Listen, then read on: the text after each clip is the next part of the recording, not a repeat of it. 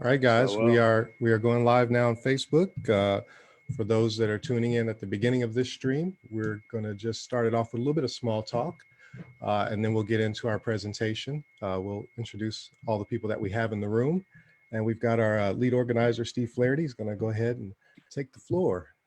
The floor is yours, Steve.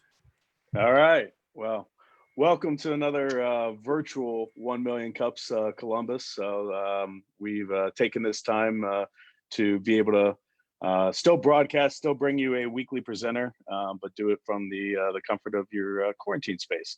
So, welcome. I see we've got multiple people here from all over the state of Ohio, and even a person joining from Kentucky. So down in Louisville, I see my friend Chris Boyd there from Louisville. So this gives us new opportunities to stretch out the offering for those that can't make the in-person meetings sometimes.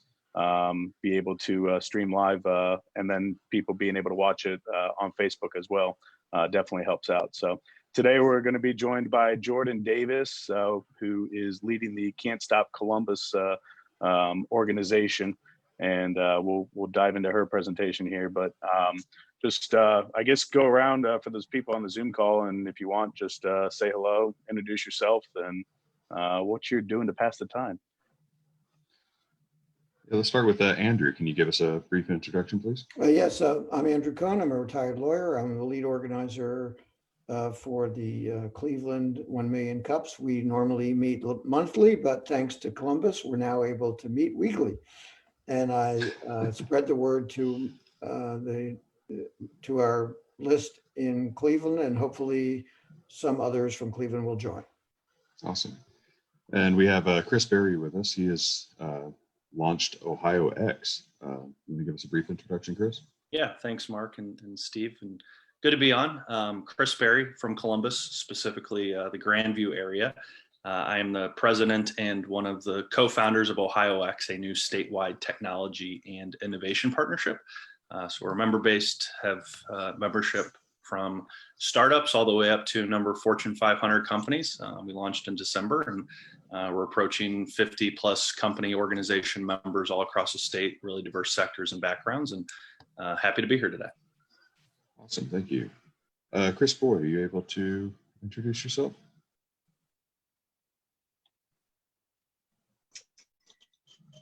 There we are. Yeah.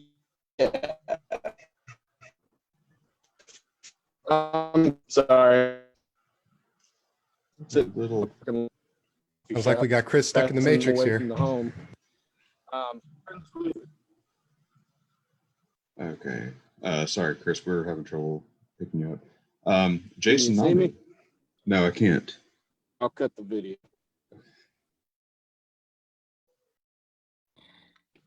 Hey, Jason, welcome. Good morning, everyone. Can you give us a brief introduction about yourself? Yeah, hi, Jason Nami. I own LifeSys, which is an IT managed service company. I provide IT and telecommunications management for small and medium businesses. I'm also opening with a partner, another company called 614 Mold, which will do mold remediation and cleaning for COVID-19. Nice. Glad you're here. Thank you. Jason Hipsher, good to see you again. Hey guys, I'm going to go on and off video. I'm actually at Script Drop helping them out, so I'll touch on that in a second. But I'm Jason Hipsher. Nice. I have my own. I'm an independent consultant doing operations technology consulting. Excuse me. And I was rolled off a project with Five Below Retail in January, so I was in sales mode. Not the best timing for that for a consultant when a lot of companies are cutting back right now because of COVID. But Script Drop, which is a local startup here that's doing pharmacy. They're a healthcare pharmacy tech company to help pharmacies deliver prescription medication more conveniently.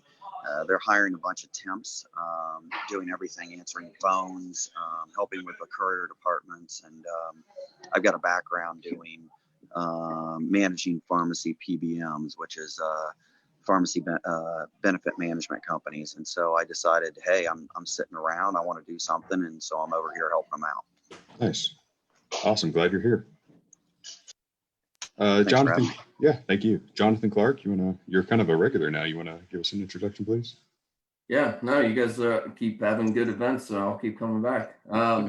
Jonathan Clark, I'm with an organization called OtterBase. Unless you've worked at Ohio State, you probably haven't heard of us, but we're an IT technical recruiting company, and we've primarily supported the university. And we are now I guess we were scaling our office until all this happened, but just working in the technical recruiting space, here to learn. Awesome. Glad you're here. Joe, I feel like I'm going to butcher your last name every single time. Joe Jaradovac, you want to give us an introduction, please?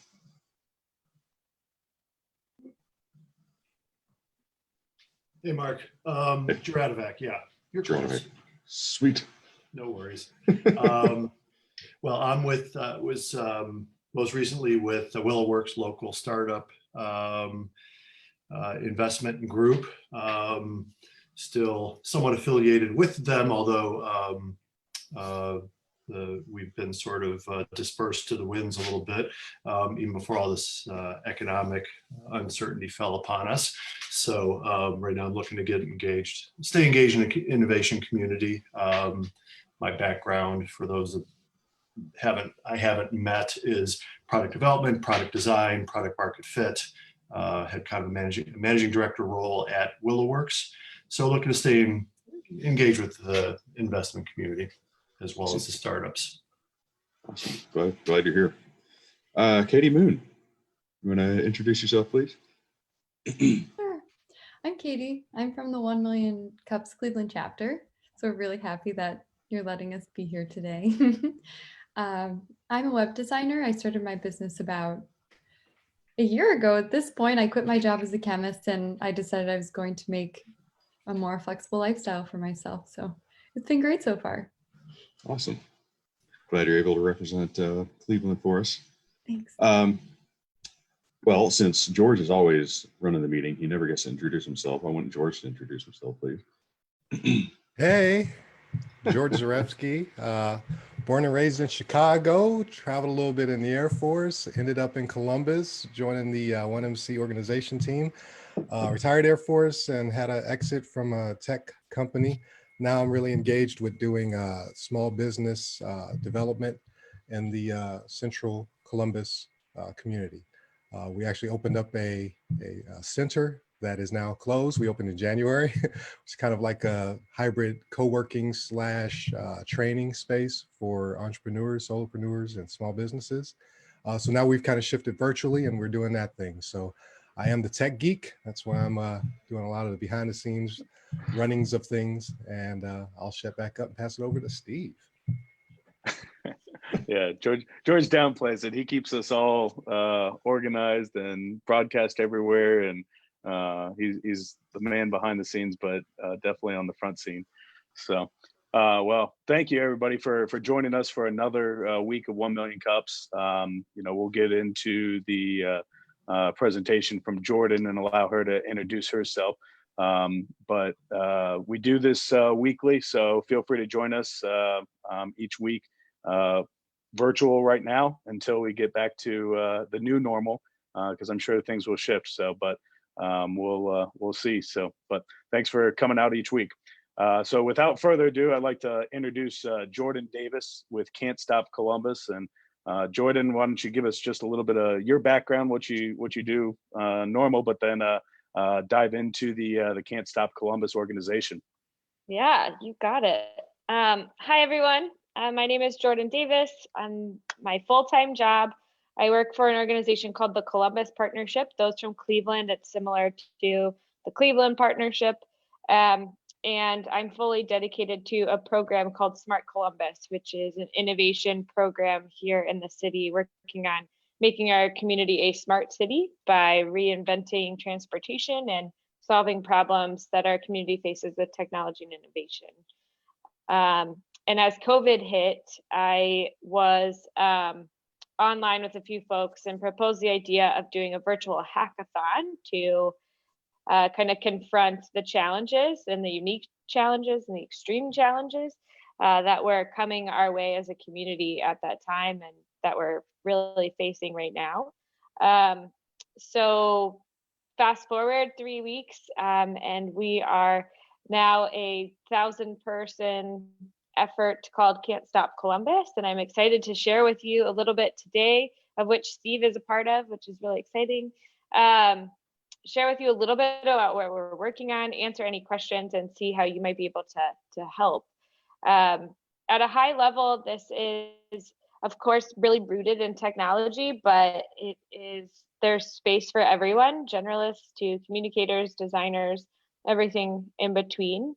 And it is a way to virtually contribute in a meaningful way to the challenges that our community is facing. So essentially, I'm going to walk you through some projects and how this works, because I don't think there's a better way to do it than to actually just show you what the team is producing.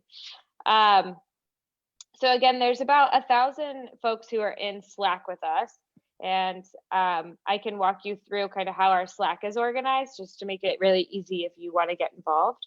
There are projects that are statewide, so there are a lot of ways that the whole state could help work with us together, and would be happy to answer any questions about specific projects, as well as just how Can't Stop Columbus is organized.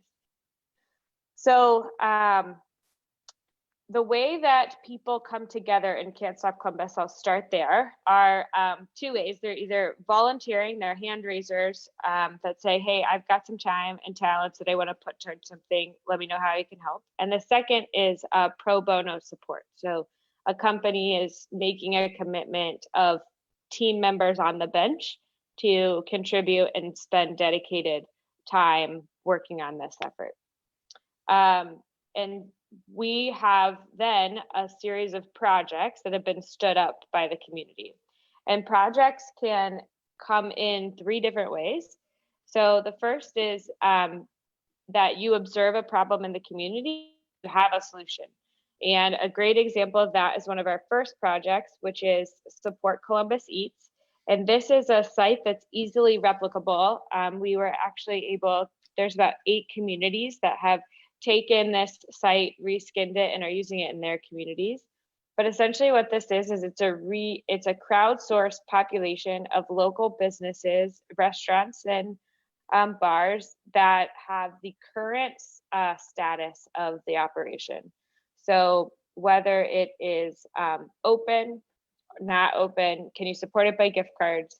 How can you order it and get delivery and the like? And then you can sort it by location of where you live and hopefully support more local businesses. And you could submit here. So something similar to what Cleveland has done, actually. Cleveland has Cleveland Tip Jar. So this is a similar feature that you can tip servers from the local restaurants via this as well. So this project was totally done by volunteers. They saw a problem, solved it, etc. The second project that I wanted to highlight is another way that projects come in, which is a partner, a community partner. In this instance, it was Innovate Ohio. So the Lieutenant Governor's team reached out and said, hey, we do not have a dedicated news source that we can trust that's only documenting the credible developments of COVID. And so this organizes by date here on the side, and there's a bunch of UX features that they're working on. But you can go from March to February and even select here if you want to select a date, let's say the 20th. This will update with those numbers, which it doesn't seem to be, oh, because it was February. Yeah, we didn't have reporting then. There you go, March 20th. And it will line up between the events that were happening and the data of infection. One of the things that we particularly need on this project is data collection and help. So people that are following news in Cincinnati or Dayton or others could really be helpful. We have pretty good coverage on Columbus. We have a the volunteer that actually is doing the data is in Cleveland right now. So we could need some help there. Another area that was with a community partner was this face masks for us. So led by and encouraged by Ohio State, a lot of effort of researchers on campus, was a central place for public information, but more importantly, how people could make their own masks. And then eventually what we're working on is what will be built out of this are actual local sewers where you can buy your masks.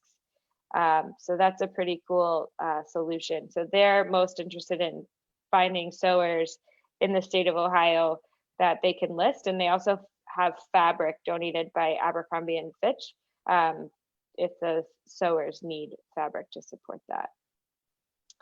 And then a third process for creating projects that we just launched is through design thinking sprints. So essentially we're taking crowdsourced ideas, client-based ideas, right, of community partners and identifying need.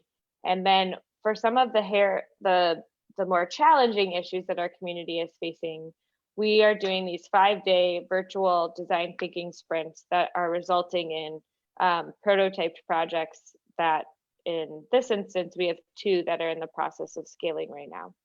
So we started the first one with the Columbus Foundation on how to address loneliness among the elderly population during this time of social isolation. And what we uncovered by interviewing a lot of the seniors was that they are a generation that doesn't ask for a lot of help. They're more worried about others. They kind of care for themselves. They are finding a lot of joy in these moments that kind of trip them up, or things that happen to them sporadically or spontaneously. Anything that brings them excitement in their day might stay with them for 3+ days in their story and bring a lot of joy. And so one of the projects, we actually launched 2 projects from this exercise, but one was what we're calling concerts. So what this allows you to do is request a concert to be sent to a loved one, and then they are surprised by a truck and a musician that rolls up to their curb. They're called or texted, and they come out to the front lawn and they get a mini concert. So it's about a 20-minute concert, the first song, and then the message that was sent to them, kind of like a bouquet of flowers, but live, is read to that individual out loud. And by process of this, people end up like coming out of their homes all across the neighborhood and in the area. And it brings a real sense of community and joy and life to the streets, really, amidst all of this. So it's really a special activity. We will be doing this again this weekend for Easter weekend, hoping that the rain doesn't come on Sunday, but for sure Saturday. And we actually just secured a partnership with the Arts Council, so the artists will be paid, which is really exciting. So we'll be doing it. The goal is to do it about 4 times a week over the next month. And we have a team out of Westerville that is the tech team who's doing like a Domino's pizza delivery system. So you know when it's scheduled, when it's on its way, when you're on deck, all of that. So great automating that, and that'll all be open source. So hopefully other communities can do it too. And just by way of answering, I think, some question about how do I get involved, I thought I would just quickly walk you through Slack, and mine is going to look more overwhelming than what yours will probably look like.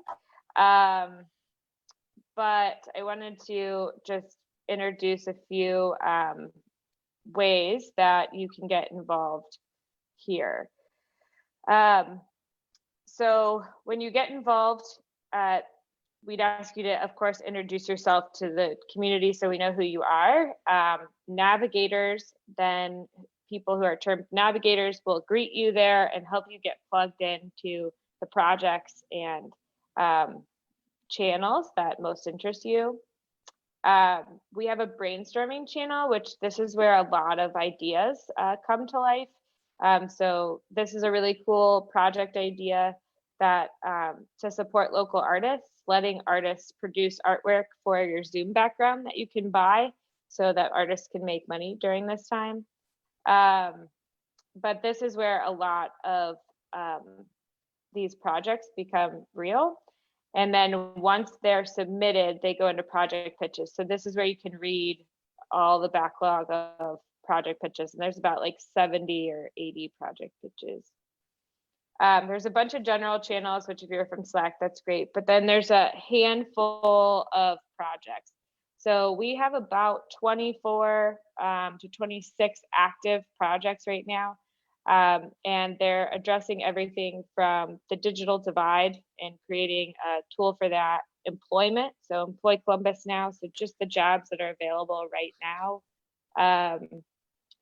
Emotional health, trying to stay active. Obviously the artist tip jar is another project. So there's a lot going on, and needless to say, distributing food to restaurant workers. But we're hopeful that as this movement builds, there's a lot of space for a lot of people to get involved, and happy to help you navigate and be a part of this. We would love to have you and your ideas and your time. So yeah, so that's my introduction of Can't Stop Columbus. What questions do you have? All right. Well, thank you very much for sharing that with us. Sure. You know, it never ceases to amaze me. So people like you, you know, you've got a full-time thing, and yes, it's involved with Columbus and everything, but see a need, and just through, you know, organic discussion, something like this, you know, gets created. You know, is that something that you feel has always been ingrained in your character, that you're just out there? I mean, whether it's leading a flash mob at the Ohio Union when you're back at Ohio State, or Yeah. is that what's the tick or the drive there? Yeah, I think it's in my DNA. I don't think I know any different. I just feel compelled to jump in and try to make it better. Yeah, it's probably an issue, but it seems to help some people along the way, so that's good. Yeah, well, and you've mentioned that, you know, obviously it's called Can't Stop Columbus, but Yeah, this theory or the framework is something that's replicatable by other communities. And I mean, that's something absolutely. that's embraced and, you know, open source, so that we want other communities to do this, right? Yes, absolutely. We almost called it like Can't Stop Us, so that, you know, every community, but then we realized, well, we don't want to be the organizers of every community, so that would be too much. But yes, I mean, and we're building a toolkit actually right now. Some of the co-organizers are, so that other cities can take it, stand up a Slack channel. We've spent a lot of time just trying to figure out how to organize the Slack channel, because with so much activity, it can get very consuming and hard to know where to plug in. So we have a bunch of best practices there, some websites and tools, and then all of our projects are open source. So people should be able to stand them up and reskin them for their own communities as well. And there's ways to collaborate across cities on common projects, I think, too.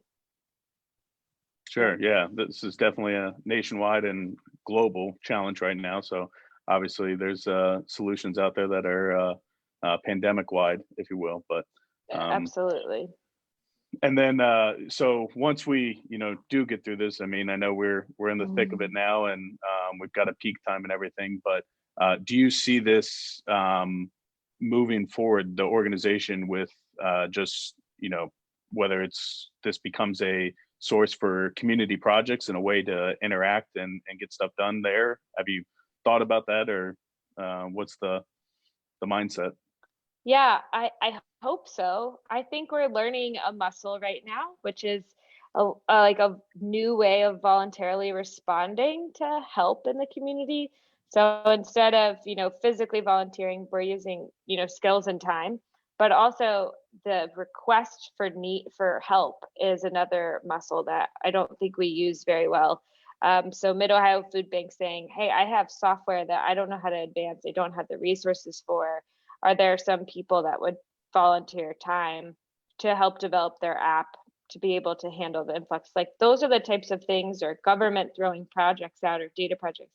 I would love for these kind of volunteer digital service type brigades to really be stronger in the community. And fortunately with Can't Stop Columbus, it's been a way that all these civic movements have come together. So obviously, Steve, you're a part of it. Give Back Hack's a part of it. Black Hack's a part of it. We also have Open Columbus and the Columbus Digital Service. So I think it's a great way to work together across things too, that I think will be a great kind of collective set of decisions about what does this mean to boost everybody's efforts and keep a community all plugged in on projects and ways to help along the week, not just in these programming sprints that we have. But we'll see. We had Madison with Point last week. So she did a refill presentation. So, and was talking about her struggles, that with the she was about to go launch in Austin, and then all this hit. But she's plugged in at Can't Stop Columbus, and giving her resources, her app, and the different talents of her team, available there.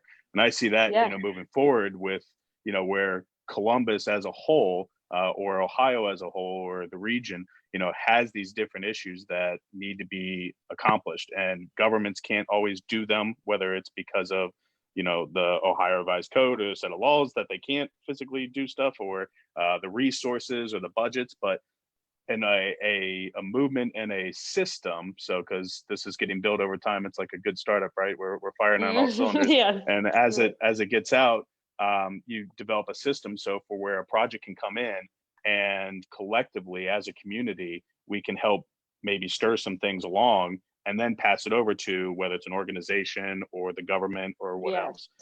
So I mean, this is something that's built out of chaos and emergency need, but could certainly evolve into something bigger than we know. So I hope so. Bigger than all of us, maybe. Yeah.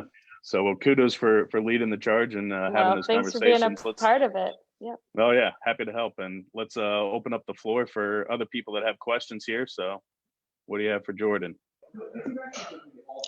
Hey, Jordan, it's Jason Hipsher. I'm just curious, are there, 2 or 3 things that you guys are lacking right now at a high level that you'd want to call out, that if people want to volunteer on? Yeah, so a big role that we need as project managers. So people that are willing to manage volunteers and direct them to meaningful work on a project. That's a needed skill set for sure. We also, I think in general, need some more, and I guess a good way to say it is we need some more like communications talent. So a lot of our projects have a lot of technical resources, but we need to translate the technical project to a consumer product. So how do we communicate and build audiences around a project? So we are now in a position where we have 20 some projects, and I showed you 4 that are live, but we'll probably be up to 10 plus live next week. And we need people to actually do the marketing and business development for those products, so that they can increase adoption and use. I'm not a marketer by trade, so I'm not sure if all my words were exactly correct, but hopefully that translates into what we need. Yeah, definitely. Cool.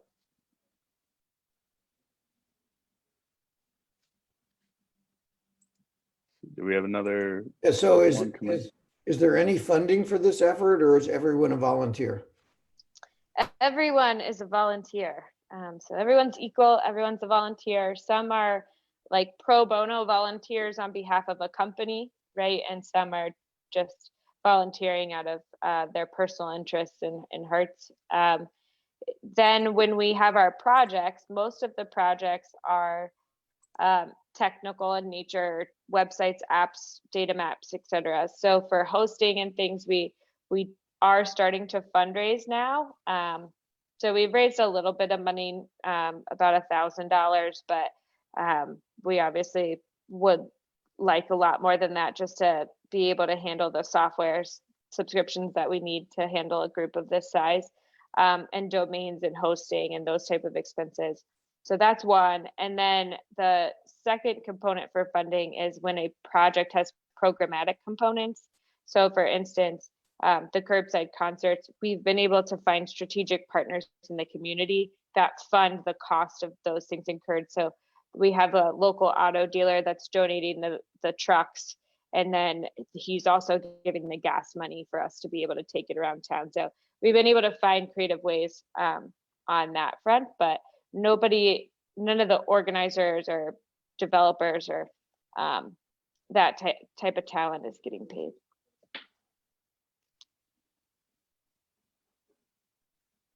It'll be interesting to see if some of the projects have legs beyond the pandemic, if they will pursue funding or seed capital or something to be more serious, longstanding projects. I think given the energy around the crisis right now, as you see, like we're all sharing brand affinity, they're community projects in the spirit.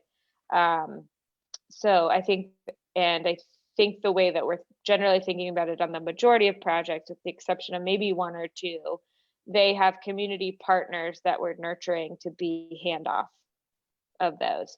So like, right, somebody else is going to own and take care of that site long term.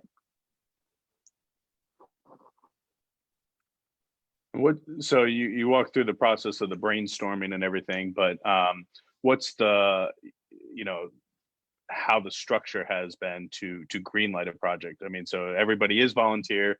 There's there's an organizational chart or whatnot, but how did that get in place, and what's the process? So it's pretty fluid. Critical to standing up any project is a strong project lead. So anyone can have an idea, but if the person that had the idea is not willing to actually do the work to make that real, then it's just still a great idea. So some of us then try and take that idea and recruit a project lead. So someone who wants to help, who has a project management skill set that would want to be matched up with the idea. So when I said we need project managers, that's really what we need. We need project managers. There's a lot of great ideas on the bench, but people that have that idea that might not have the skill set of managing a project and don't want to be put in the position to manage a technology build that they don't know how to do. So we need more of that skill set to team up with the people with the ideas. The second thing that I think is kind of interesting is if a project comes in from a partner. So for instance, I got an email yesterday from the city of Columbus. Their energy and sustainability team cannot do at-home energy services. So to help people lower their energy costs. And as we're home, we're obviously using a lot more energy than we normally would. And so they need to kind of rethink this program altogether. It's very dependent on in-person contact. So in this instance, we're essentially doing a call out to the community of urgent needs and saying the city has this project. We kind of scope the project with the city. Here's what we need, XNext developers, or this is just an ideation brainstorming session. And some of the organizers take more of an active role in that early formation process, which I would love to see maybe streamlined, just talking out loud, like somehow prioritized a little bit better, because some of those could be more important than a crowdsourced idea just in terms of responsive need, or less important, right? So there's a project right now that's forming around grieving. So anticipating the peak, how do we grieve as a community? How do we celebrate the life of people that are passing away when we can't be at people's bedsides, or we can't have funerals where everybody can be together? So what are like open, free tools that we can do to help people not be taken advantage of in this time. And so that's a really important project, probably maybe more important than energy audits right now. So while a partner's asking for that, community's asking for this. So that's one of the other editorial kind of challenges of the experience, right? Is trying to keep, there's a lot of things to divert attention on that Slack channel. So how do you prioritize the right things, form the right projects, right timing, all that kind of stuff. Gotcha. Well, so this is, broadcast out there. We put it out on live on Facebook. We get other 1MC communities. So I don't know even whether the whole background behind 1 Million Cups and whatnot, but this is started by the Kauffman Foundation, which is one of the leading endowments in entrepreneurship, $2 billion fund out there that does all sorts of things. But in 2012, they started this effort with 1 Million Cups. And it's now in 182 cities. And in those 182 cities, you've got the movers and shakers, the ecosystem builders, the people like yourself that are out there amongst the masses and the connectors, running different thoughts like this. If another community wants to stand something up like this, what would you suggest, or what did you learn in that the 3.5 week period here, that you could give as advice to other communities out there? Yeah, I mean, a strong team is everything. So the organizer team is the secret sauce behind all of this. They're putting hours and hours and hours in. I think a few of us were up till 2 a.m. working on mitigating issues. And so building this community is a labor of love.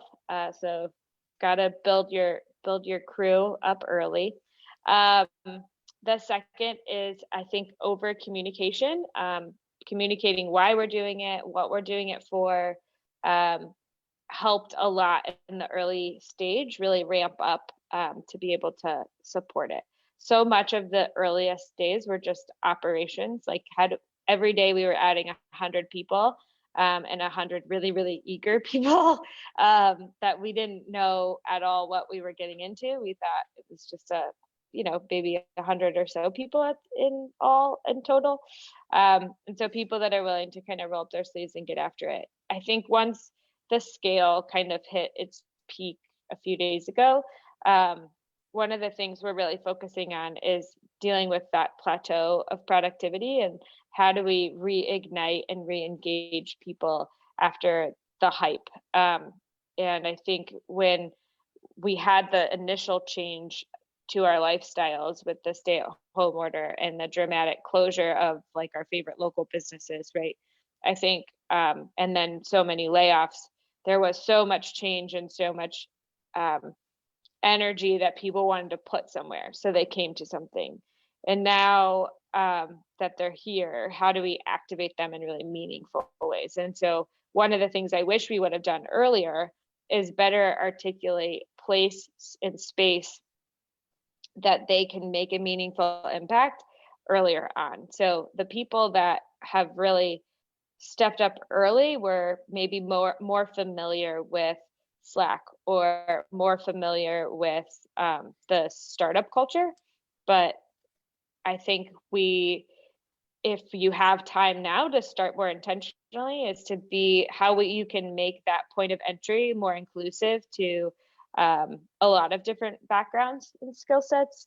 Because now we're going back and having to do a lot of in-person, or not in-person, but one-on-one outreach to get people roped in, plugged in, understand who they are, what are they interested in, and channel them, which is a lot of work. And if we would have known what we know now, probably would have made that more of a priority at the beginning.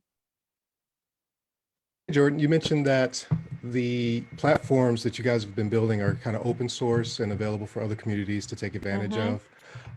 Couple questions on that. So what type of person should be reaching out to get access to that? Like, should they be full stack developer? Do they just need to be, motivated? And who should they be reaching out to? Great point. So if you go to joinhelm.com, there is a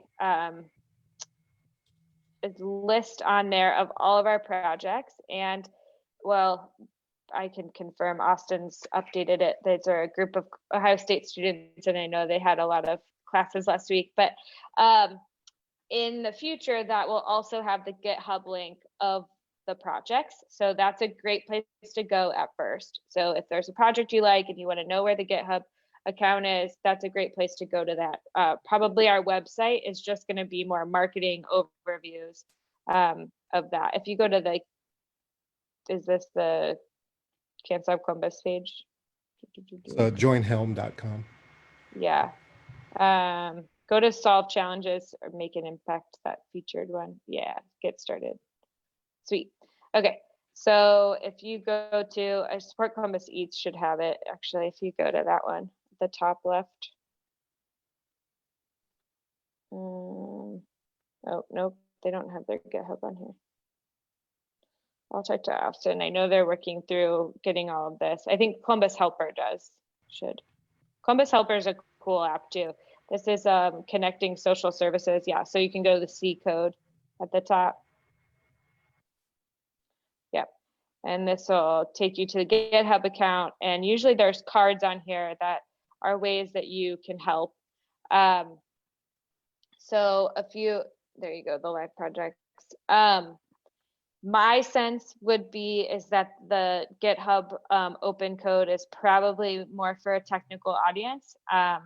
If you can jump in to contribute to the project, but then of course you can stand it up and reskin it. The project leads are who are the best to contact based off the project that you're interested in.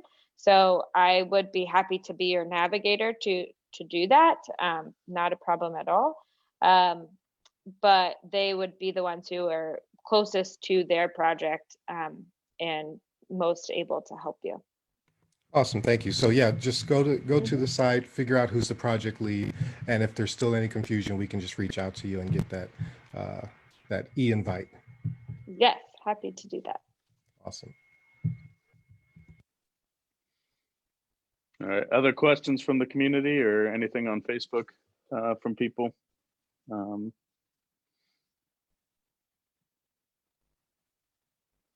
want to hog all the airtime. No, I don't see any new comments on Facebook. There are a lot of people watching though. That's good. I put my email in the chat here in case people need to get connected to anyone.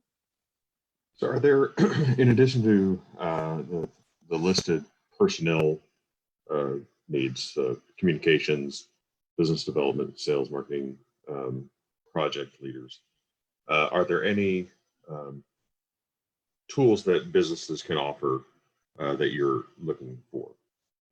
Yeah, any donated hosting would be amazing. So if you've got AWS credits that you want to give to some teams or any type of hosting capability, we would be very grateful for that. Also, if you have skill sets that you have talent on the bench that you can give, even just 1 week, full dedicated week of talent of one person makes the world of difference. Someone that can give consistent time every day, not just a few hours, it can really move a project along. And it's our point of view that the problems we're facing are really urgent, and the faster we can get to impact, the better. So if we can move from idea to delivery and ship these projects out faster, the more impact we can make in the community. So any degree of dedicated time, a quick sprint, or a project we can scope for you, we would love to do that. And so long term, what are you going to do with Can't Stop Columbus? So once this is all said and done, what do you want? I don't know. I mean, I'm very focused on just trying to help our community out right now. It's just nothing like I've ever experienced, and I know that our community's hurting, and I worry about my family. I worry about our economy, my friends, our small businesses, neighbors I don't know. So right now, I just hope that this makes a bit of a difference and brings some degree of relief and helps us get through this in a better way. Um, I also hope that it brings a community together in this time when we need it most. And I think that's one of the most special things that this has brought, at least to me, and I think many of the people in the group, is it's brought a sense of connection and shared mission and purpose in this time where we're so disconnected and really distant from each other. And so I hope that when we do see relief, which I hope is sooner rather than later, but obviously could be a very prolonged period of time in our communities where we're still behaving with some degree of social distancing for the foreseeable future. I hope that in general, I hope that we start helping to solve community problems more together in this way, where it's collaborative from a volunteer in using the innovation capital of our communities to support our frontline organizations and our most critical institutions to solve the problems more urgently and better. I mean, we're dealing with decades long, generations long issues, systemic issues, and at some point we just have to start doing things differently. And I think the more minds we put behind these problems, the better we'll be. And I just fundamentally believe that's also what makes a smart city, and that's something I really believe in. And so I hope that we can still carry the baton of this work long into the future, but I know that the issues will continue to evolve. The community is not a community without issues, right? That's impossible. You can't bring this many people together and not have issues. So I think that's, there will always be that call to action. So will we respond is always the question. So hopefully this is a new way in which we respond as a community and as a society. So I'm really proud of what it is doing right now. And I hope that it builds a strong track record of trust and credibility that we can build off of to be a real partner to organizations and frontline institutions for a long time to come.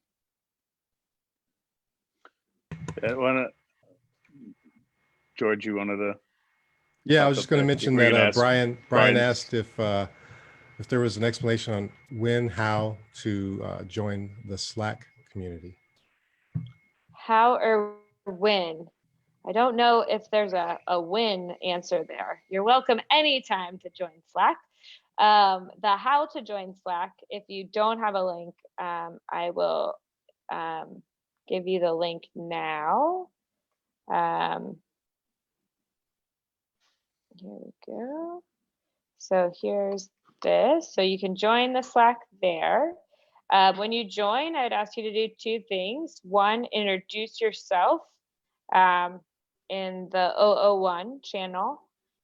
The second is look at and just kind of familiarize yourself with the urgent needs channel and the brainstorming channel. And if you want, the project pitches channel, that's some deeper reading.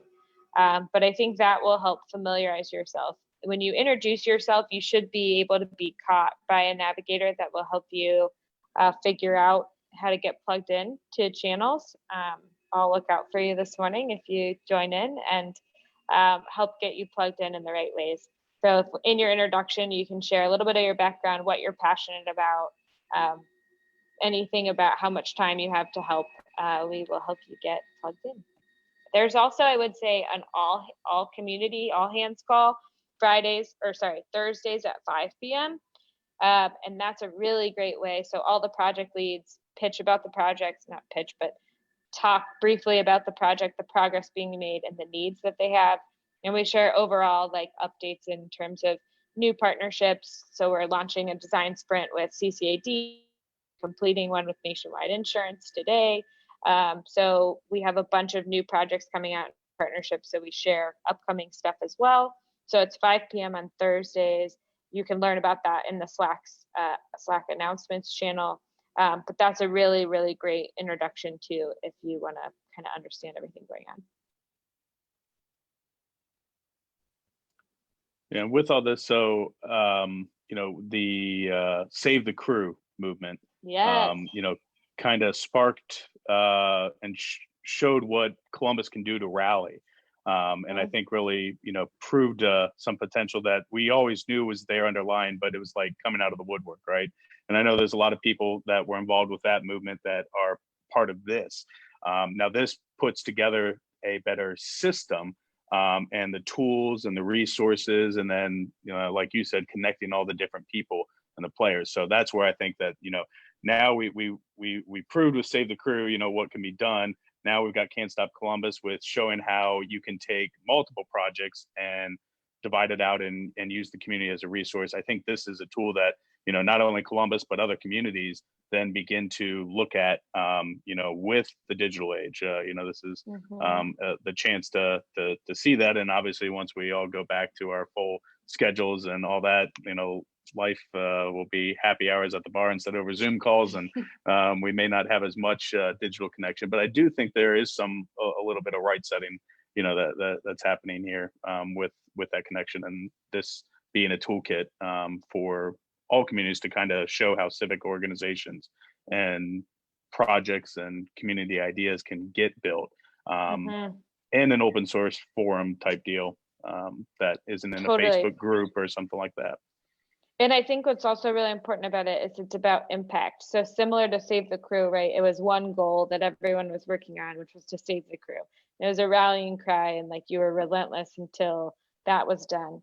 I think similar to this, there are, of course, a lot of goals on very different projects, but it's about delivery. So what's different to Can't Stop Columbus versus like a virtual hackathon, which was the language we first used that we've really tried to separate from, is it's not just like a 48-hour ideas session where we get a proof of concept, people judge if it's good or not, and maybe we continue it.